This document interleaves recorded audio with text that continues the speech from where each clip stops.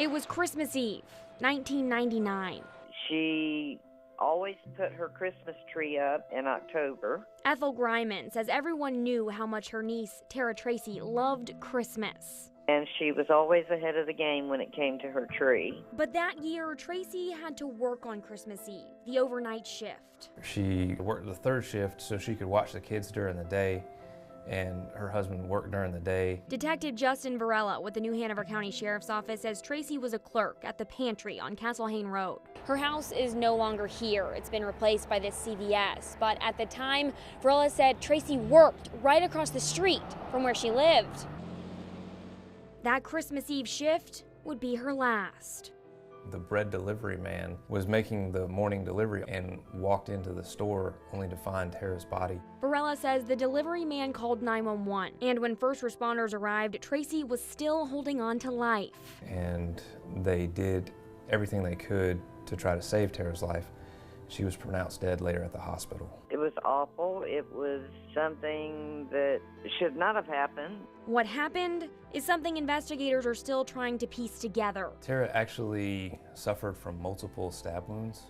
She was stabbed in the head and the chest and the torso. Was it a robbery gone wrong? The cash register was knocked over in the store, and it did appear that an undisclosed amount of cash had been taken from the register, as well as probably some packs of cigarettes, because some cigarettes had been knocked over. But something didn't add up. The weapon that she was stabbed with was unique, and I won't go into detail as to what that weapon was. It's not something that you see every day, and it's not something that's typically used in the course of a robbery. There were no surveillance cameras, but Varela says they found evidence of a vehicle parked nearby. This is based on a canine track that was done that leads to where would appear to be some tire impressions were parked at a nearby church. Did she have enemies?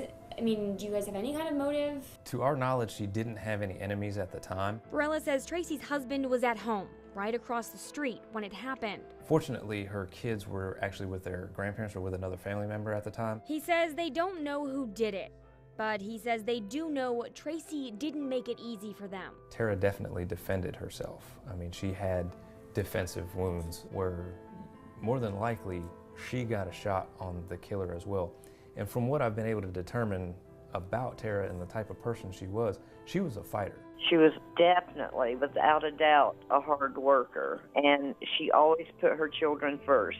A dedicated mother who spent her life fighting for her kids, killed on Christmas Eve, a time of year that now has a very different meaning for her family. This is a tough time of year for her mom. Her mother and I are very close, and it's been an absolute nightmare. A nightmare that's been going on for 18 years. 2 years ago, her mother was diagnosed with stage 4 lung cancer. And of course, speaking on her behalf, nothing would be better than to have this case solved. Griman says someone has the answer. There's no doubt in my mind that someone knows who did this. I think after 18 years, it's just time to come clean. To end their Christmas Eve nightmare that remains unsolved.